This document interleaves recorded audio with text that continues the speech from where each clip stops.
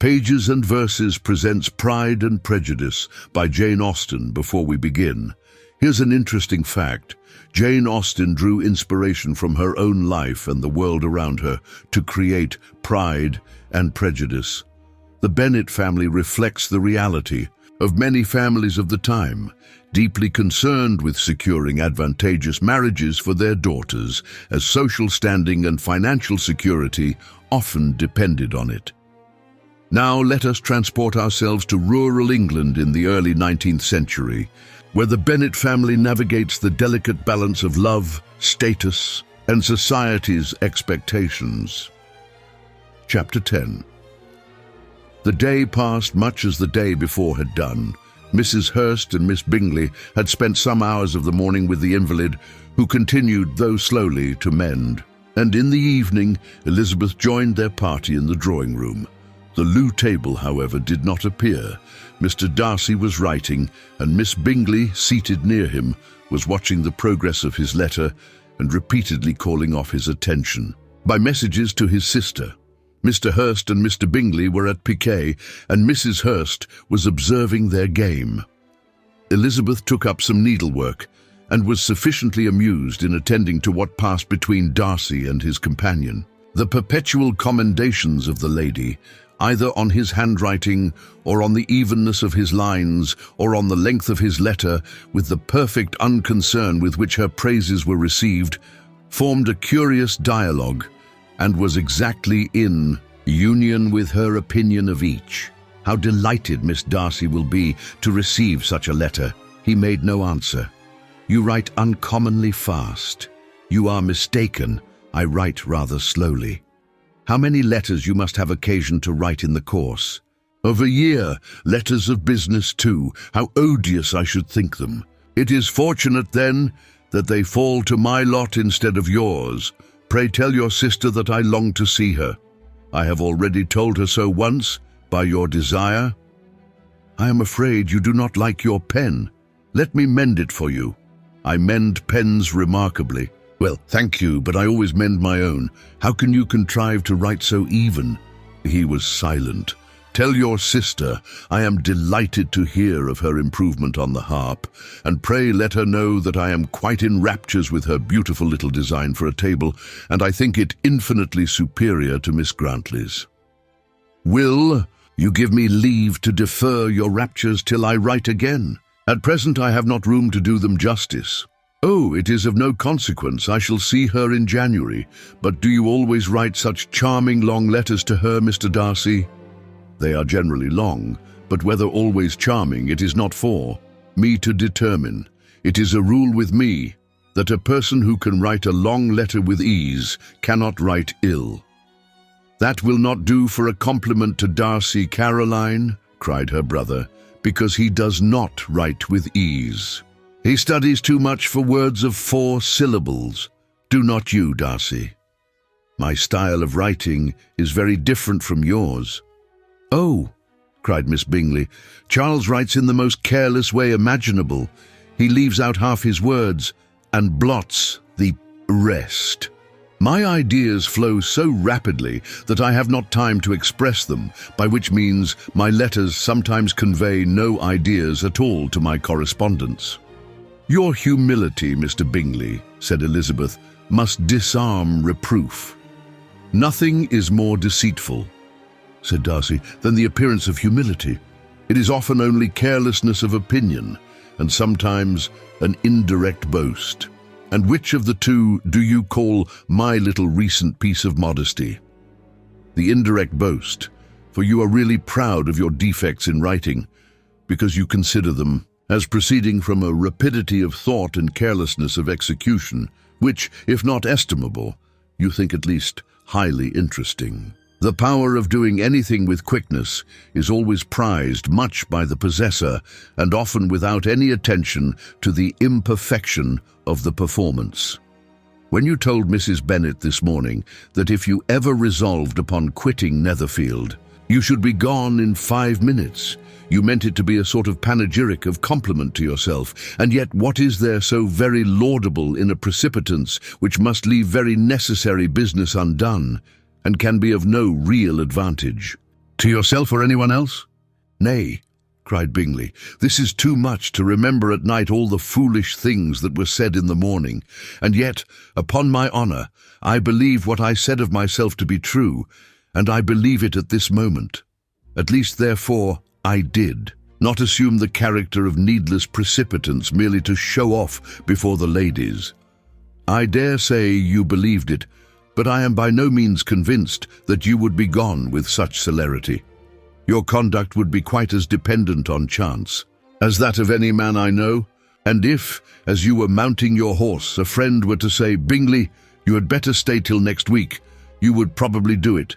You would probably not go, and at another word, might stay a month. You have only proved by this, cried Elizabeth, that Mr. Bingley did not do justice to his own disposition. You have shown him off now much more than he did himself.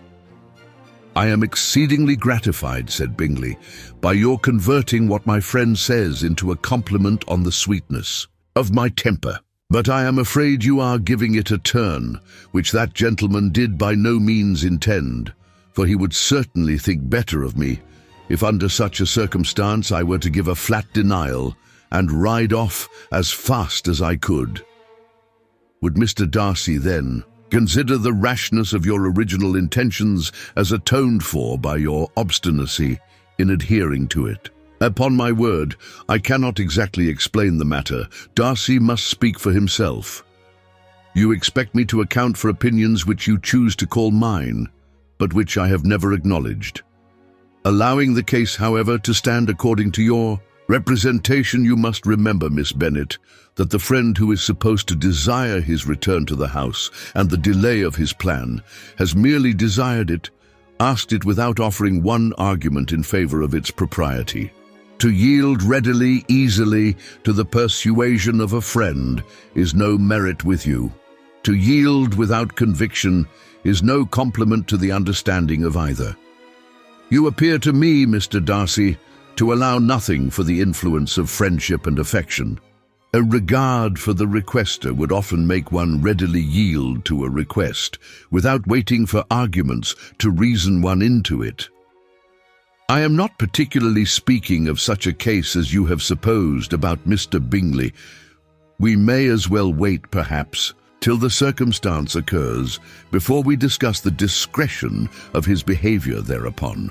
But in general and ordinary cases between friend and friend, where one of them is desired by the other to change a resolution of no very great moment, should you think ill of that person for complying with the desire without waiting to be argued into it, will it not be advisable, before we proceed on this subject, to arrange with rather more precision the degree of importance which is to appertain to this request, as well as the degree of intimacy subsisting between the parties? All means, cried Bingley. Let us hear all the particulars, not forgetting their comparative height and size, for that will have more weight in the argument, Miss Bennet, than you may be aware of.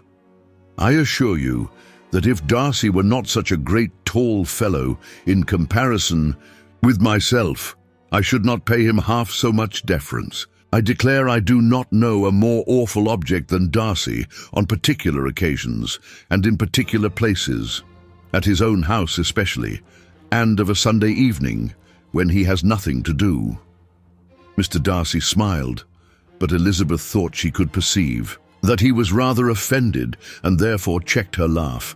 Miss Bingley warmly resented the indignity he had received in an expostulation with her brother for talking such nonsense. I see your design, Bingley, said his friend. You dislike an argument and want to silence this. Perhaps I do. Arguments are too much like disputes. If you and Miss Bennet will defer yours till I am out of the room, I shall be very thankful, and then you may say whatever you like of me. What you ask, said Elizabeth, is no sacrifice on my side, and Mr. Darcy had much better finish his letter. Mr. Darcy took her advice and did finish his letter. When that business was over, he applied to Miss Bingley and Elizabeth for an indulgence of some music. Miss Bingley moved with some alacrity to the pianoforte, and, after a polite request, that Elizabeth would lead the way, which the other as politely and more earnestly negatived, she seated herself. Mrs. Hurst sang with her sister, and while they were thus employed, Elizabeth could not help observing, as she turned over some music books that lay on the instrument, how frequently Mr. Darcy's eyes were fixed on her. She hardly knew how to suppose that she could be an object of admiration to so great a man, and yet that he should look at her because he disliked her was still more strange. She could only imagine, however, at last, that she drew his notice, because there was something more wrong and reprehensible according to his ideas of right than in any other person present. The supposition did not pain her. She liked him too little to care for his approbation. After playing some Italian songs, Miss Bingley varied the charm by a lively Scotch air, and soon afterwards Mr. Darcy, drawing near Elizabeth, said to her, "Do not you feel a great inclination, Miss Bennet, to seize such an opportunity of dancing a reel?" She smiled, but made no answer. He repeated the question with some surprise at her silence.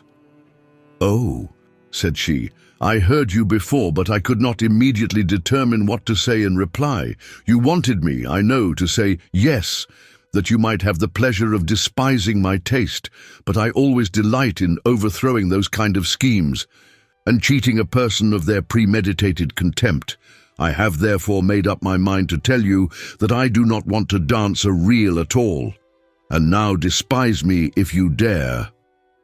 "Indeed, I do not dare."